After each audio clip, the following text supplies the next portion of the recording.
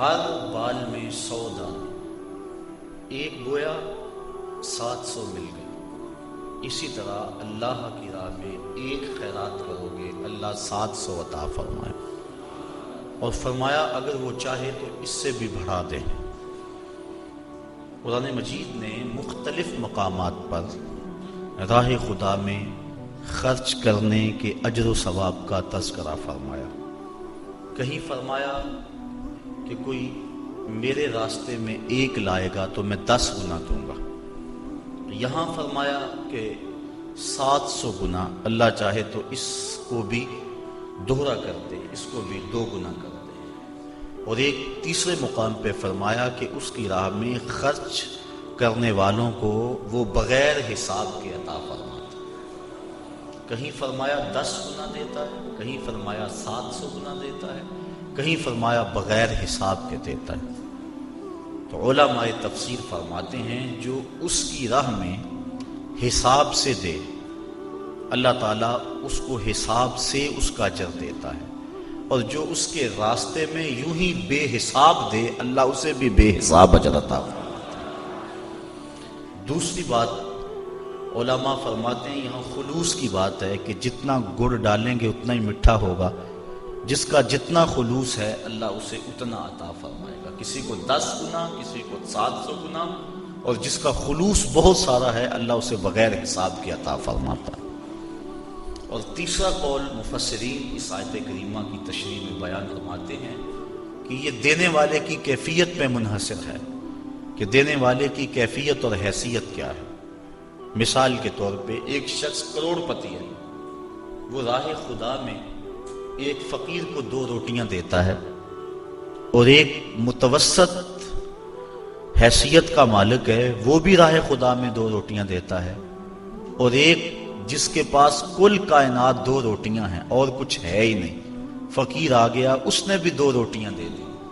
تو دی تینوں نے 2 روٹیاں، لیکن ہر ایک کی حیثیت کا فرق ہے۔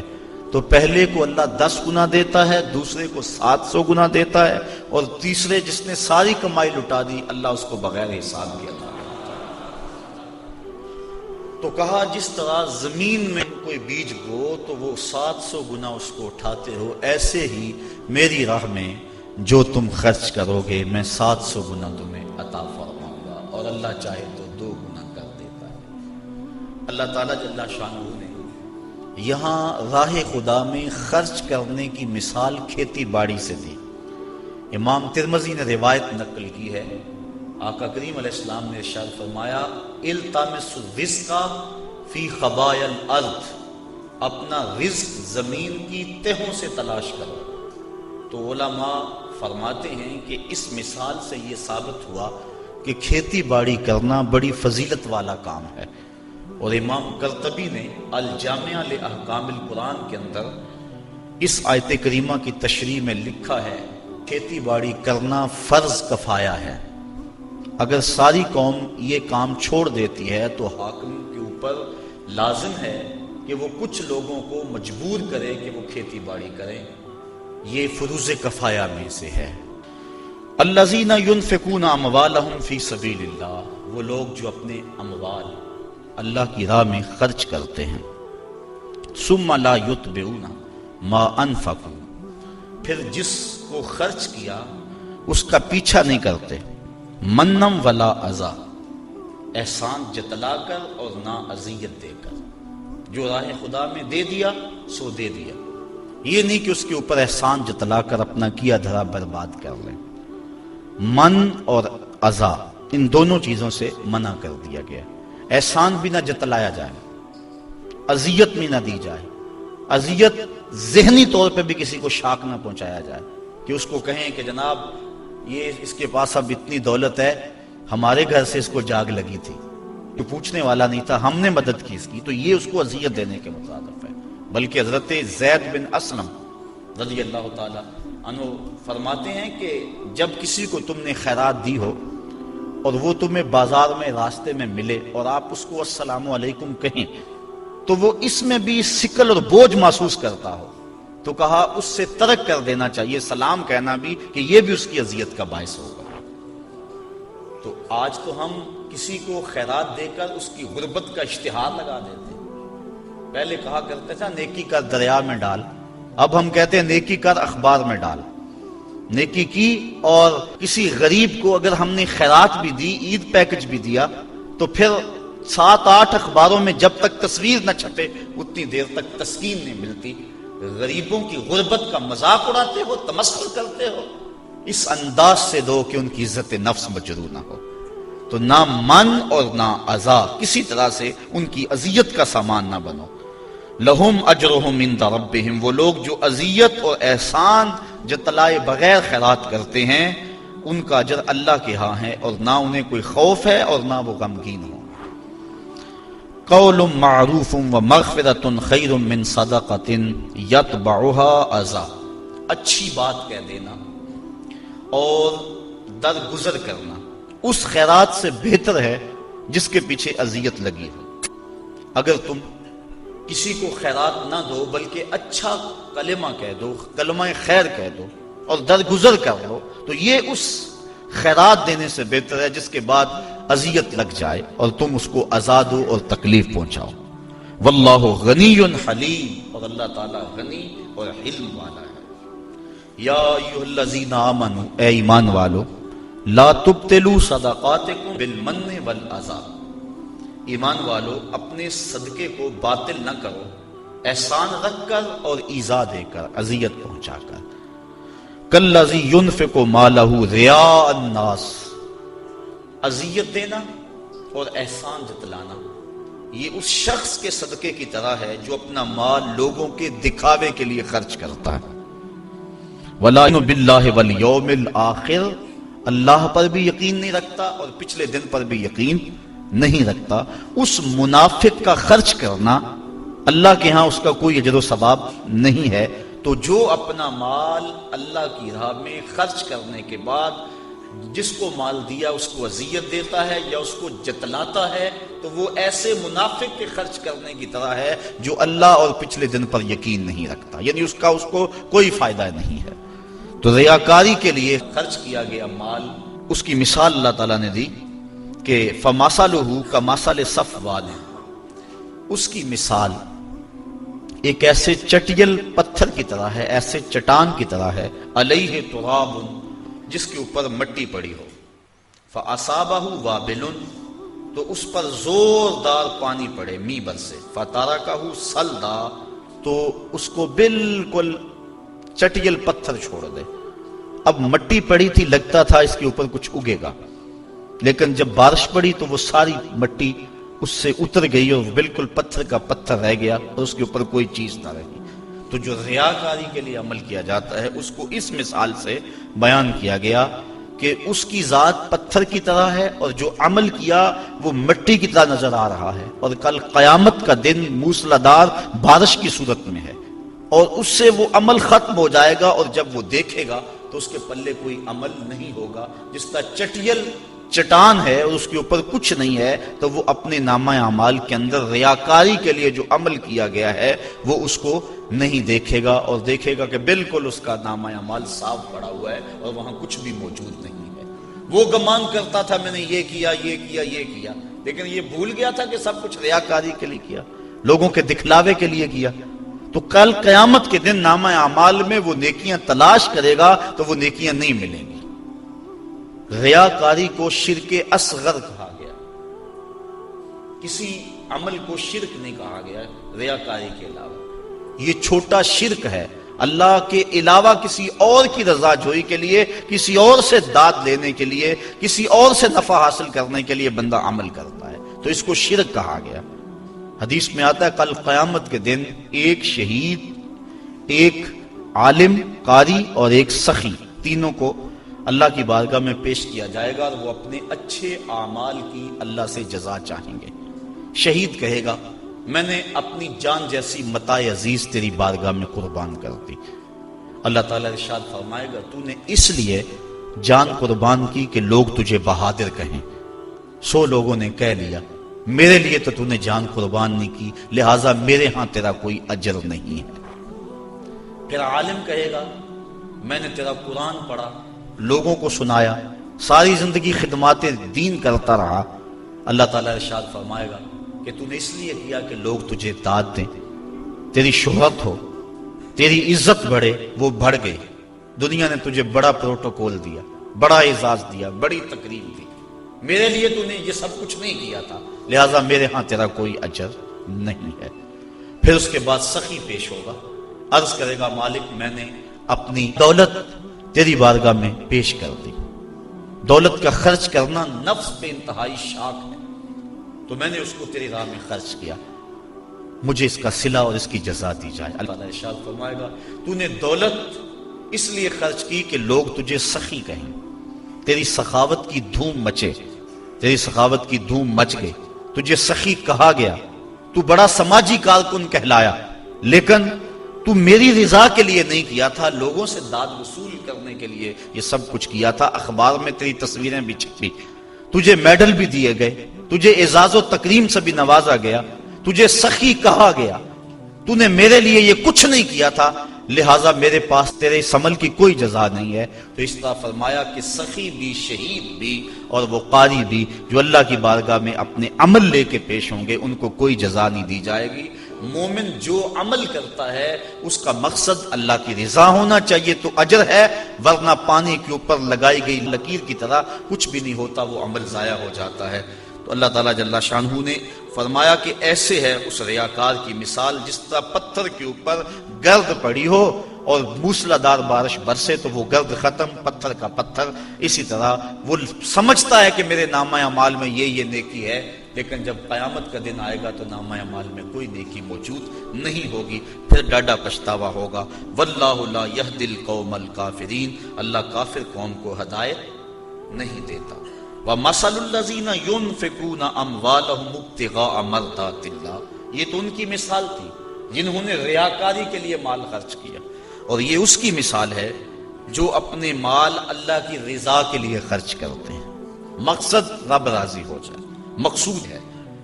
وَتَثْبِيتًا مِنْ أَنفُسِهِمْ، اور اپنے دل جمانے کو کہ ان کا دل استقلال کا نور حاصل کر جائے، چونکہ مال کا خرچ کرنا میں نے عرض کیا کہ نفس پہ بڑا شاق ہے، لیکن جب انسان مال کو راہ خدا میں خرچ کرتا ہے نفس پہ گرانی آتی ہے، لیکن اس کا مقصد اگر رضا الہی ہو تو پھر اس گرانی کے بعد اس کو ایک لذت آنا شروع ہو جاتی ہے، ایک حظ اور ایک لطف ہے، اور وہ اس عبادت کا، خرچ کرنے کی عبادت کا نور ہے جو اس کے دل میں اترتا ہے۔ پھر اس کا جی چاہتا ہے میں اور راہ خدا میں خرچ کروں، تو پھر وہ اور کرتا ہے، اس کا دل اس کے اوپر اس تشویش کا اظہار نہیں کرتا جو پہلی مرتبہ خرچ کرنے میں اس کے دل نے کہا۔ تیرے بچے چھوٹے چھوٹے ہیں، کاروبار اگر آگے چاہ کے ختم ہو گیا تو پیسے جمع ہوں گے تو کام آئیں گے، یہ ساری دلیلیں جو نفس دیتا تھا اب وہ دلیلیں چھوڑ دیتا ہے، دل تثبیت پا جاتا ہے، دل استقلال کی دولت پاتا ہے، پھر وہ تیسری مرتبہ خرچ کرتا ہے تو اس کو خرچ کرنے میں لذت ملتی ہے، اور وہ لذت پھر اس کی زندگی کا سرمایہ بن جاتی ہے، وہ سارا مال بھی خرچ کر دے اسے کوئی پرواہ نہیں ہوتی۔ حضرت سیدنا صدیق اکبر رضی اللہ تعالیٰ عنہ کی مثال ہمارے سامنے ہے، جو اس مرتبے کے اندر درجہ کمال پر پہنچے کہ سارا مال قدموں میں ڈھیر کر دیا۔ آقا کریم نے پوچھا ما اب کہتا لأہلک یا ابو بکر، ابو بکر گھر والوں کے لیے کیا چھوڑا؟ تو کہا اب کہتو لہم اللہ ورسولہ، حضور میرے سامنے بھی آپ ہیں، میرے گھر بھی آپ ہیں، وہ اپنے نام لیواؤں کو تنہا چھوڑتے کب ہیں، جہاں ہم دم نہ ہو کوئی وہاں سرکار ہوتے ہیں۔ اللہ اکبر، یہ ہے وہ استقلال۔ جب یہ آیت نازل ہوئی نا من ذا الذی یقرض اللہ قرضا حسنا، کون ہے جو اللہ کو قرض حسنا دے؟ تو حضرت ابو الدہداء رضی اللہ تعالی عنہ حضور کا ہاتھ پکڑا اور عرض کی حضور کیا واقعی اللہ نے ہم سے قرض مانگا ہے؟ اللہ اکبر، کیسی اس کی کرم نوازی، خود عطا کرتا ہے پھر خود کہتا ہے مجھے دو۔ اللہ اکبر، یہ اس کی کرم نوازی۔ غریب کے لیے بھی آزمائش ہے، اس کو غربت دی، وہ صبر کر کے دکھائے، اور امیر کے لیے بھی آزمائش ہے، اس کو دولت دی کہ وہ راہ خدا میں خرچ کر کے اس آزمائش میں پورا نکلے۔ جس کو دولت دی گئی وہ سوچے کہ میرے اندر کیا کمال دھرا تھا کہ مجھے دولت دے دی گئی۔ باقی جس طرح اعضائے بدنیاں دوسرے لوگوں کے ہیں میرے بھی ایسے ہی ہیں، میری قسمت کے اندر یہ جو زیادہ دولت لکھ دی گئی اور پھر مجھے کہا گیا تیرے مال میں حق ہے ان کا جو مانگنے آتے ہیں، اور ان کا بھی حق ہے جو عزت نفس کی وجہ سے مانگنے نہیں آتے۔ گھر کے کواڑ بند کر کے اندر ہی اللہ کی رحمتوں سے امید رکھتے ہیں اور کسی کے سامنے ہاتھ نہیں پھیلاتے، جا ان کو بھی تلاش کر، ان کی بھی جھولی بھر کے آ، جو آگے ہیں ان کو بھی دے، اور جو عزت نفس کے لیے اپنے گھر سے باہر نہیں نکلتے جا، ان کو بھی جا کے دے کے آ، تیرے مال میں ان دونوں کا حق ہے، للسائل والمحروم، سائل کے لیے بھی اور محروم کے لیے بھی۔ اللہ اکبر۔ تو ابو دہدا نے حضور کا ہاتھ پکڑا، عرض کی حضور کیا واقعی اللہ نے ہم سے قرض مانگا؟ فرمایا ہاں اللہ نے ہم کے قرض مانگا، اور یہ کہتے کہتے اپنے باغ کے قریب لے گئے۔ 700 کھجوروں کے درخت تھے ان کے باغ میں، اور کھجور کا درخت جب لگایا جائے کتنی دیر کے بعد پروان چڑھتا ہے، تو باغ کے مالک کی جان ہوتی ہے ان درختوں میں، اور درخت بھی 700، اور کل کمائی ہے بھی یہی، وہی باغ ان کا تھا، اس میں ان کی رہائش تھی، بچے بھی تھے۔ اب اس کے قریب کھڑے ہو کے عرض کی اگر واقعی اللہ نے ہم سے قرض مانگا ہے تو پھر آپ گواہ بن جائے سودے کے، یہ باغ میں نے اللہ کو قرضے میں دے دیا۔ ان کی بیوی اور ان کے بچے اس باغ میں رہائش پذیر تھے، اور کوئی ان کا سرمایہ نہیں تھا۔ اب وہ باغ کے اندر نہیں جا رہے، اس باغ کے کنارے کھڑے ہو کے کہتے ہیں یا ام دہدا اخرجی، اے دہدا کی امی بچوں کو لے کر جلدی جلدی آ جاؤ، یہ باغ اب ہمارا نہیں رہا، یہ ہم نے اللہ کو قرضے میں دے دیا۔ اس پاک باز نیک سیرت خاتون نے یہ نہیں کہا کہ ابو دہدا آگے ہم کس مکان میں جائیں گے، آگے کوئی انتظام کیا ہے، بلکہ اس نے جلدی جلدی اپنا سامان سمیٹا، بچوں کو لیا، باغ سے باہر آئی، اور پھر کہتی ہے رابحہ بیعو کا یا ابا دہدا، اے دہدا کے ابو تو نے بڑا نفع والا سودا کر لیا ہے، تو نے بڑے نفع والا سودا کر لیا ہے۔ یہ وہ تھے جو حضور کی درسگاہ کے طالب علم تھے۔ راہ خدا میں خرچ کرنے سے دل کو تکلیف نہیں ہوتی، دل کو تشویش نہیں ہوتی، بلکہ دل قرار پاتا ہے۔ تو جب خدا کی راہ میں خرچ کر کے دل کو تشویش پہنچے تو سمجھو دل کو استقلال کی دولت نہیں ملی، اور جب راہ خدا میں خرچ کر کے سکون کے قافلے اترنے شروع ہو جائیں اور روح کرنے لگے اور باطن میں کیفیات اور نور و نکھت کی بارش ہونے لگے تو سمجھ لو کہ میری خیرات میرے مالک نے قبول فرما لی، اور یہ میں نے خالص اس کی رضا کے لیے ایسا کیا تھا۔ تو کہا کہ وہ لوگ جو اپنے مال اللہ کی رضا کے لیے وَتَثْبِيتًا مِّنْ أَنفُسِهِمْ، اور اپنے دل کے استقلال کے لیے، اپنے دل کو ثابت کرنے کے لیے، جمانے کے لیے خرچ کرتے ہیں، کَمَثَلِ جَنَّةٍ، اس خرچ کرنے کی مثال ایسے باغ کی طرح ہے بِرَبْوَةٍ، جو اونچی جگہ پر ہے، أَصَابَهَا وَابِلٌ، جس کو موسلا دار بارش پڑی، اونچی جگہ پہ محلے وہ کو، اور بارش بھی موسلا دار، فآتت اکلها ضعفین، تو اس کا پھل پھر دگنا آئے گا۔ اس کی مثال جس نے تثبیت قلب کے لیے اور اللہ کی رضا کے لیے مال خرچ کیا۔ فإن لم يصبها، اگر اس کو وہ موسلادھار بارش نہ بھی پہنچے، فطل، تو اوس کا پڑنا، شبنم کے قطروں کا گرنا ہی اس کے پھل لانے کے لیے کافی ہوگا، کیونکہ وہ ایسے پوائنٹ پہ باغ اگا ہوا ہے، ایسی اونچی جگہ پہ اگا ہوا ہے، وہ بھی اس کے لیے کافی ہو جائے گا۔ واللہ بما تعملون بصیر، اور جو تم عمل کرتے ہو اللہ اسے دیکھ رہا ہے، اسے پتا ہے کون کس نیت سے اس کی راہ میں پیش کر رہا ہے۔ آیا ود احدکم ان تکون له جنۃ من نخیل وعناب تجری من تحتها الانہار۔ اب پھر اس کی مثال پیش کی جانے لگی ہے، جو ریاکاری کے لیے اپنے عمل کو، اپنے مال کو پیش کرتا ہے، مال بھی ہاتھ سے گوایا اور فائدہ بھی کچھ نہ کیا، اس کی مثال دی۔ کیا تم میں سے کوئی یہ پسند کرتا ہے؟ یہ استفہام انکاری ہے، یعنی کوئی پسند نہیں کرتا۔ کیا؟ ان تکون له جنۃ، کہ اس کا ایک باغ ہو، من نخیل وعناب، کھجوروں کا اور انگوروں کا، تجری من تحتها الانہار، اس باغ کے نیچے نہریں بہتی ہوں، پانی بھی وافر ہو، لہو فیہا من کل الثمرات، اور اس شخص کے لیے اس باغ میں ہر طرح کا پھل موجود ہو، وَأَصَابَهُ الْكِبَرُ، اور جس کا باغ ہے اس کو بڑھاپا آ لے، وہ بوڑھا ہو جائے، باغ جوان ہو گیا، بندہ بوڑھا ہو گیا، وَلَهُ ذُرِّيَّةٌ ضُعَفَاء، اور اس کے بچے چھوٹے چھوٹے ہیں، بچے چھوٹے ہیں، آپ بوڑھا ہے، باغ جوان ہو گیا، اور باغ میں بھی ہر شے ہے۔ پھر کیا ہوا؟ فَأَصَابَهَا عِصَارٌ، تو اس باغ میں ایک ہوا کا بگولا داخل ہوا، فیہ نار، جس بگولے میں آگ تھی، فاحترقت، تو وہ باغ جل گیا۔ بندہ بوڑھا ہے، بچے چھوٹے ہیں، باغ پروان چڑھا ہوا تھا، اور ایسی آگ آئی کہ باغ جل گیا، بتائیے اس شخص کی حالت کیا ہوگی؟ بوڑھا ہے، آگے باغ لگا نہیں سکتا، بچے کام اٹھا نہیں سکتے، باغ زندگی بھر کی کمائی تھی وہ جل گیا، اسے آسرا تھا اس باغ پر، بتاؤ اس کی کیا کیفیت ہوگی؟ کہا ایسے ہی جو شخص ریاکاری کے لیے مال خرچ کرتا ہے، وہ سمجھتا ہے میرے نیکیوں کا باغ ہے، کل قیامت کے دن ملے گا، لیکن جب اس دن دیکھے گا تو وہ باغ جلا ہوا ہے۔ تو جس طرح اس شخص کی حالت ہوتی ہے، اللہ نے مثال سے سمجھایا کہ اس کی حالت وہ ہوگی کہ میں نے ریاکاری کے مال خرچ کیا اور مجھے اس کا کوئی صلہ بھی نہ ملا۔ کذالک یبین اللہ لکم الآیات لعلکم تتفکرون۔ اللہ تعالیٰ اسی لیے اپنی نشانیاں بیان کرتا ہے تمہارے لیے تاکہ تم غور و فکر کرو۔ ایک درہم بھی خرچ کرنے لگو تو دیکھو کہ دل میں ریا تو نہیں آ رہی، بڑی محنت سے پیسہ کمایا جاتا ہے، خون اور پسینے کی کمائی ہوتی ہے، اور اس کو یوں ہی نہ اڑا دو،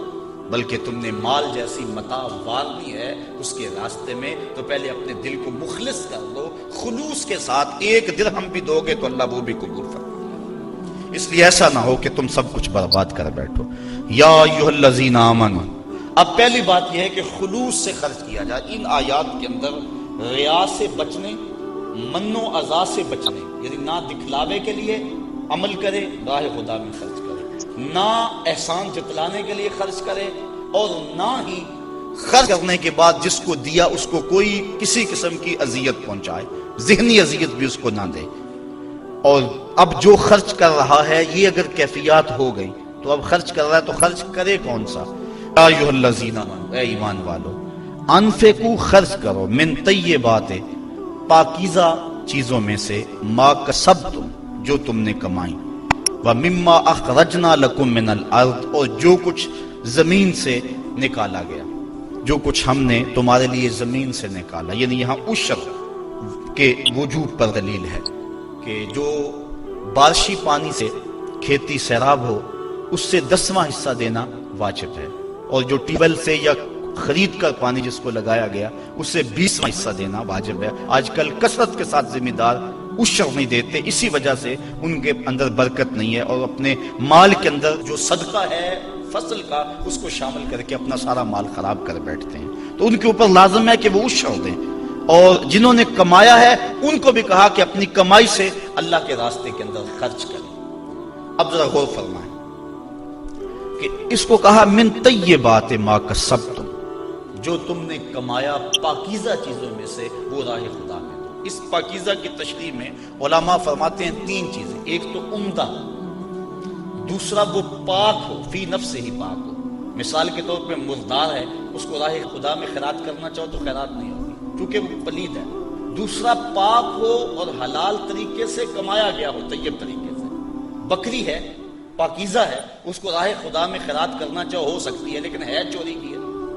ہے حلال، لیکن جو ذریعہ ہے اس کے حاصل کرنے کا وہ حلال نہیں ہے، تو اس کا بھی صدقہ خیرات نہیں دی جائے گی۔ جس طرح کہ رشوت کے پیسوں سے لوگ قربانی دیتے ہیں، بڑی عید کے موقع پہ جگہ جگہ ناکے لگے دیکھے، میں نے پوچھا کہ یہ کیا ماجرا ہے، کہنے لگے آج کل انہوں نے تو قربانی دینی ہے نا، تو وہ قربانی جو کسی سے چھین کر یا کسی کا حق غصب کر کے یا رشوت لے کے یا 2 نمبر مال سے دی جائے تو وہ بھی قبول نہیں ہے۔ تو یہ بات ذہن میں رکھیں، طیب کی تشریح کے اندر علماء نے 3 چیزیں بیان فرمائی، ایک حلال ہو، حلال طریقے سے کمایا گیا ہو،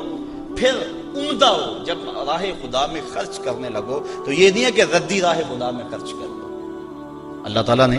آگے فرمایا وَلَا تَيَمَّمُوا الْخَبِيثَ مِنْهُ، تم خبیث چیز اس کی راہ میں دینے کا ارادہ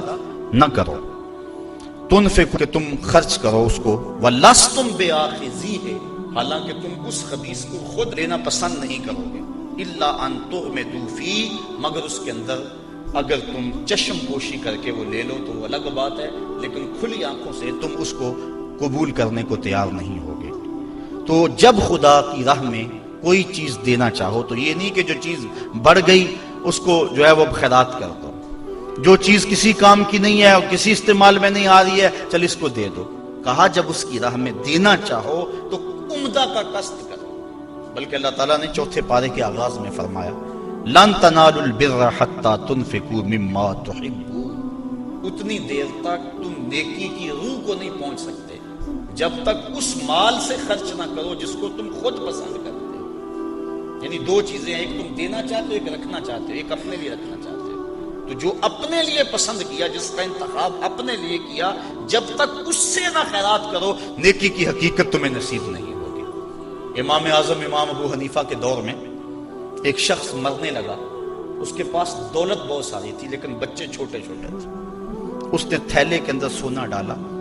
کہ یہ کسی کے سپرد کر جاؤں کہ میرے بچے بڑے ہوں تو ان کو دے دیں۔